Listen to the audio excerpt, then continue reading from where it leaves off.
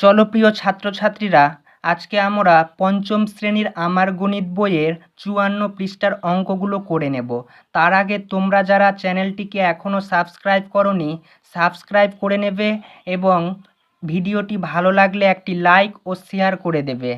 দেখো ৫৪ পৃষ্ঠার নিচের দিকে কতগুলো অঙ্ক দেওয়া আছে। সেখানে বলা আছে ভাগ প্রক্রিয়ার সাহায্যে গসাগু নির্ণয় করো। তো আজকে আমরা ভাগ প্রক্রিয়ার সাহায্যে গসাগু কিভাবে নির্ণয় করতে হয় সেটা শিখব। দেখো ক দাগের অঙ্কটা আমরা টুকে নিয়েছি। ক দাগে ৭ এবং ৬ আছে। তো এই অঙ্কটা করার জন্য আমাদের প্রথমে একটা ভাজক নিতে হবে। দেখো ৭ আর ৬-এর মধ্যে সবথেকে ছোট হচ্ছে ৬, মানে যে সংখ্যাটা ছোট থাকবে সেটাকে আমরা ভাজক হিসেবে নিয়ে নেব। এবার দেখো যে সংখ্যাটা বড় থাকবে সেটাকে আমরা ভাজ্য হিসেবে নেব, মানে ৭টা বড়, তো ৭টা এখানে আমরা বসিয়ে দিলাম। এবার এটাকে ভাগ করব। যতক্ষণ না পর্যন্ত ভাগশেষ শূন্য হবে ততক্ষণ আমরা ভাগ চালিয়েই যাব।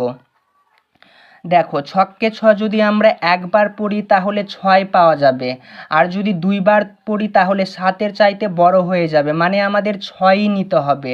৬ নিলাম একবারে। এবার ৭ থেকে যদি ৬ বিয়োগ করা হয় তাহলে ১ হবে। দেখো ভাগশেষ কিন্তু শূন্য হলো না, মানে এখনও আমাদের ভাগ চালিয়ে যেতে হবে। এখন এই ভাগশেষটাকে আমরা ভাজক বানিয়ে নেব এবং এর আগের ভাজকটাকে ভাজ্য বানিয়ে নেব, মানে ৬টা এখানে চলে আসবে। এবার একে চন্দ্র নামতা বা ১-২-এর লাইনে আমরা ৬ পাবো ৬ বারে, মানে এখানে ৬ বারে ৬ পেলাম, বসিয়ে দিলাম।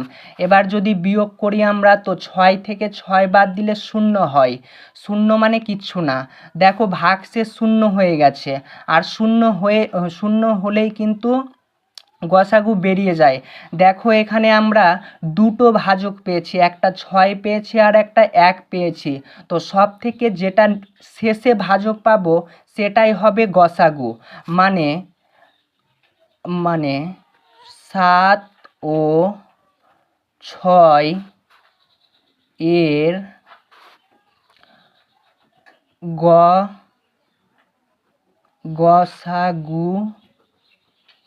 গসাগু হচ্ছে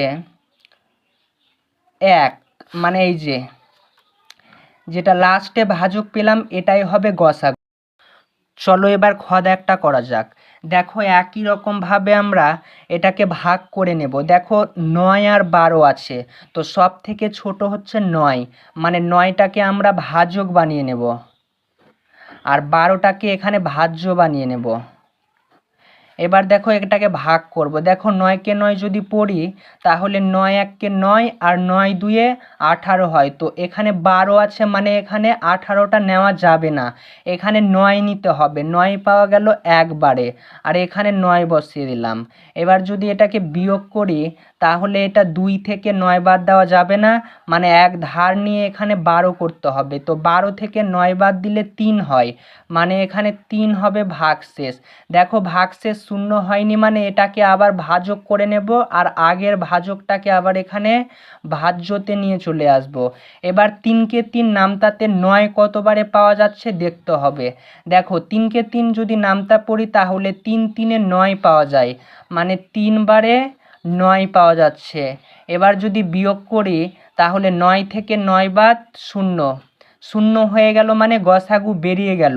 দেখো এখানেও দুটো ভাজক পেলাম, একটা এই ৯ আর একটা হচ্ছে ৩, মানে শেষের ভাজকটাই হলো গসাগু, মানে ৩ হবে গসাগু। দেখো ৩ গসাগু কিসের গসাগু? ৯ ও ১২-র গসাগু। দেখো ৯ ও ১২ এর গসাগু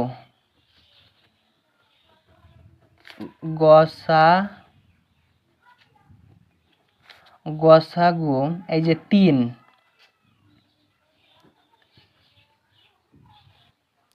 চলো এবার গ দাগটা করে নেওয়া যাক। দেখো গ দাগে একই রকমভাবে ১৫ এবং ২৫-এর গসাগু বের করতে বলেছে। তো ২৫ আর ১৫-র মধ্যে ১৫ হচ্ছে ছোট, তাই ১৫টাকে আমরা ভাজক করে নিলাম আর ২৫টাকে ভাজ্য করে নিলাম। এবার ভাগ করে নেব। দেখো 15কে 15 নামতাতে 25 পাওয়া কিন্তু যায় না, তাহলে 25-এর চাইতে ছোট নিতে হবে। তাহলে 15কে 15, 15 দিয়ে 30, 30 তো নেওয়া যাবে না, 30-এর চাইতে ছোট হচ্ছে 15 পাওয়া যাচ্ছে, তাহলে 15 নিয়ে নিলাম একবারে। এবার 5 থেকে 5 বাদ 0, আর 2 থেকে 1 বাদ 1, 10। ভাগশেষ কিন্তু 0 বের হলো না, 10 বের হলো, মানে এখনও আমাদের ভাগ করা চালিয়ে যেতে হবে। তাহলে এটাকে আমরা ভাজক করে নিলাম, আর 15টাকে এখানে ভাজ্যতে নিয়ে চলে আসলাম। এবার দেখো 10কে 10 নামতাতে 15 পাওয়া যায় না, 10 নিতে হবে, তাহলে 10 নিতে হবে একবারে। এবার যদি বিয়োগ করি তো 5 থেকে 0 বাদ 5 হয়ে যাচ্ছে, এবারও কিন্তু 0 হলো না ভাগশেষ, মানে এবারও 10টাকে এখানে নিয়ে চলে আসবো, এটাকে ঘিরে দিলাম, এই 10টা এখানে চলে আসলো।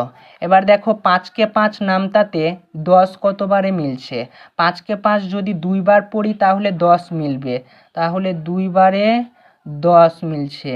দেখো এবার কিন্তু 10 থেকে 10 বাদ 0, ভাগশেষ 0 হয়ে গেছে, মানে গসাগু বেরিয়ে গেল।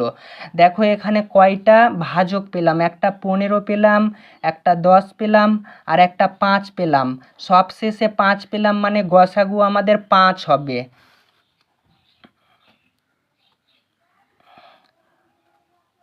15 ও 25 এর গসাগু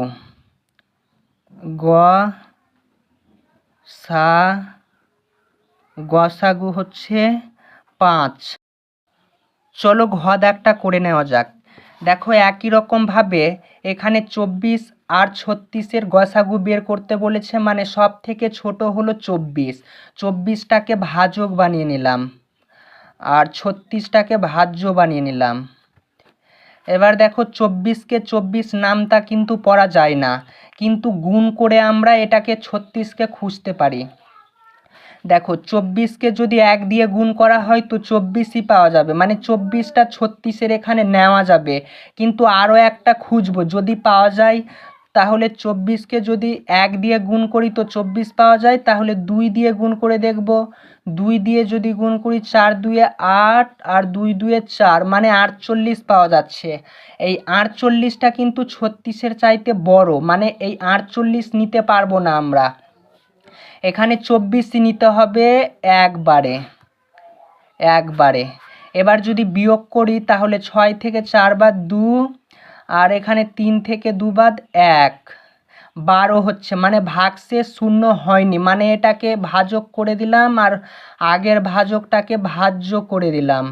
এবার দেখো 12কে 12 নামতাতে 24 কতবারে পাওয়া যাচ্ছে খুঁজবো, 12কে 12 যদি 2 বার পড়ি তাহলে 24 পাওয়া যাবে, মানে এখানে 2 বারে 24 পাওয়া গেল, আর ভাগশেষ 0 হয়ে গেল, মানে সব থেকে শেষের ভাজক হলো 12, তাহলে গসাগু হবে 12।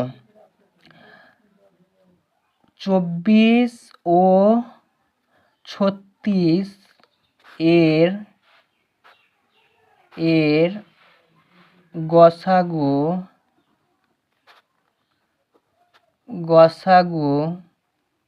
12। চলো এবার উঁ দাগটা করে নেওয়া যাক। দেখো উঁ দাগে 39 ও 65 এর গসাগু বের করতে বলেছে, তো 65 আর 39-এর মধ্যে ছোট হচ্ছে 39, তাই 39কে ভাজক করে নেব, 39কে ভাজক আর 65কে ভাজ্য করে নেব। এবার দেখো 39কে 40 নামতাতে আমাদের 65 খুঁজতে হবে, কিন্তু 39-এর ঘরের নামতা পড়া যায় না, তাই গুণ করে নেব। দেখো 39কে 1 দিয়ে গুণ করলে 39ই পাওয়া যাবে, তাহলে 2 দিয়ে গুণ করে দেখতে হবে। 39কে 2 দিয়ে গুণ, 9 2-এ 18, 8 হাতে থাকে 1, 3 2-এ 6, আর হাতে রাখে 7, 78 হচ্ছে, মানে 65 থেকে 78টা বড় হয়ে গেল, বড় হলে নেওয়া যাবে না, ছোট হলে নেওয়া যেত, তাহলে আমরা একবারে 39ই নেব, 39 একবারে।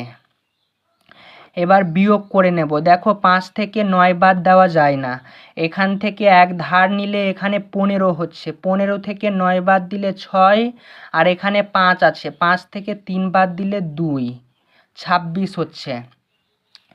এবার তাহলে 26টাকে ভাজক বানিয়ে দিলাম, আর এই 39টাকে 26টাকে ভাজক বানিয়ে দিলাম, আর 39টাকে ভাজ্যর ঘরে লিখে দিলাম। দেখো 26কে 26 যদি 2 দিয়ে গুণ করি 26কে, তাহলে 39-এর চাইতে বড় হয়ে যাবে, মানে 26টাই নিতে হবে। তো 26 পাওয়া গেল একবারে। এবার 9 থেকে 6 বাদ দিলে 3 হয়, আর 3 থেকে 2 বাদ 1, 13 হচ্ছে। এখনও ভাগশেষ শূন্য হয়নি, মানে এটাকে ঘেরে দিলাম। এবার এই 26টাকে এখানে নিয়ে চলে আসলাম। এবার দেখব 13কে 13 নামতাতে 26 কতবারে পাওয়া যাচ্ছে। 13কে 13, 13 2-এ 26, 2 বারে পাওয়া যাচ্ছে। 2 বারে 26 পাওয়া গেল। দেখো 26 থেকে 26 বাদ 0 হয়, মানে সব শেষে যে ভাজকটা বেরিয়েছে সেটা হলো 13। তো 13ই হবে আমাদের গসাগু। 39 ও 65 এর গসাগু হচ্ছে 13।